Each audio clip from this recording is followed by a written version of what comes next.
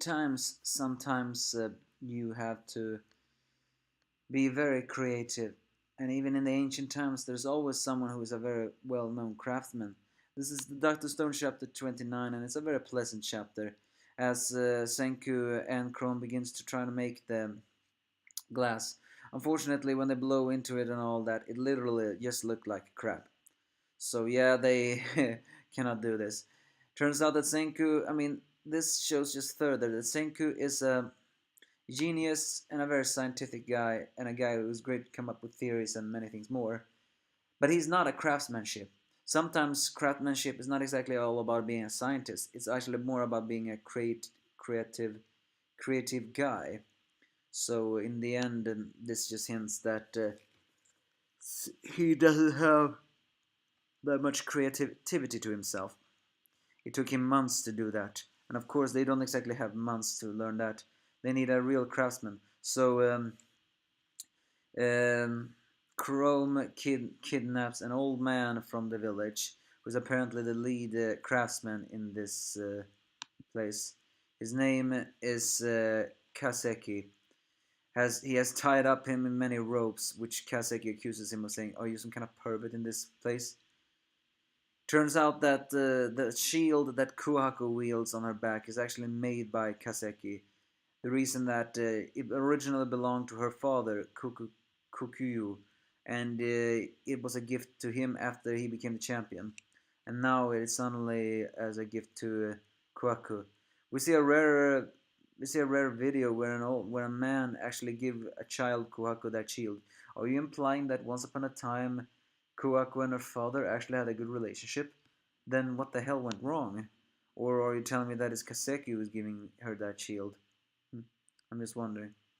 So Senku decides to pull up his, well, a little bit manipulative ability in order to make Kaseki help them, because Kaseki, of course, did not want to help someone who destroyed his bridge. But once he sees the glass, who's also weird, Senku shows him that, will you mind giving us a hand? Because I know for someone like you, this is 10 billion% thrilling. As Kaseki sees the glass, he immediately actually realizes what they're gonna do. This is the first time he has seen glass, but he immediately realizes what it's made to do, and he immediately realizes that they are blowing too much air. So with Senku's a little bit like manipulation and sneakiness, he says like, "Aren't you a man who is devoted to his craft? You can't sit quietly like this." So Kaseki breaks the ropes and shows that even though he has an old face,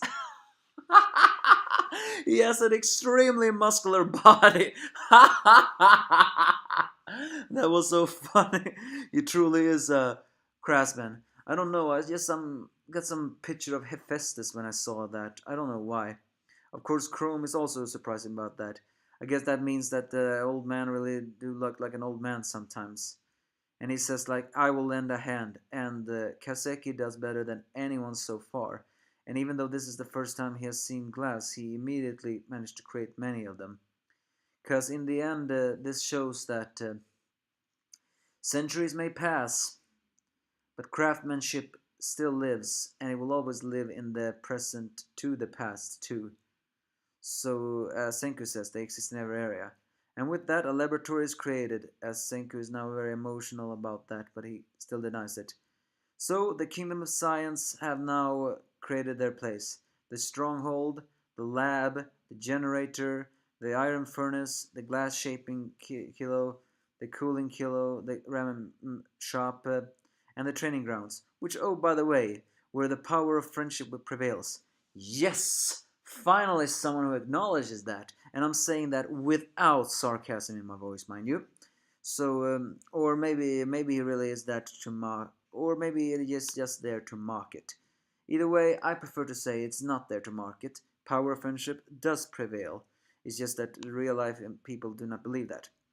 So yeah, with that they have created many guests as Ginro and Kinro wonder what they're gonna do next. We should do something. So with that, Kinro tries to make Kin saying something like, If you had that shiny sparkle, then maybe it would better for your eyes. So I mean, Kin pulls on a cute face and says something like, talking about shining and sparkling brings to mind a gold lens and a silver lens. I guess we need them after all, huh? Even if the sake of victory in tournament is definitely necessary. So they try to get Senku for that. Of course, Senku is not exactly so keen on giving that. Uh, but Kin would still try to pose a little bit like an adorable face, which, by the way, it doesn't fit him at all. I mean, I do know he has a soft face, but still, it doesn't exactly suit him.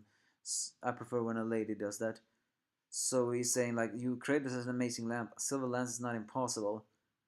Senku realizes that, yeah, now that they have glass materials, glass containers, they can now make many different materials. But so he will only make a silver lens. But then he says to Kinro, the when Kinro says, "I guess I'm the cute type." Then Senku says, "You are not in the 1 millimeter cute, moron. The price is literally so high you could die, Ginro. The threat of death is real in the maximum area. Sacrifice your life for me." I don't know exactly what he's implying. Is he implying that? Well, I mean, I think he is implying that. If I'm gonna make you the silver lance, then you better win that fighting tournament. Or is implying that making this silver is so dangerous that he will cost Guinness life, or is he saying that he's gonna fetch him a place? Or maybe I think he's saying maybe it is a little bit more that the fact that the area ahead is gonna be very dangerous. So sacrifice your life for me if you want the spear. And he's saying that to Gin. I mean, no, the Kin, the guy who. No, wait a moment.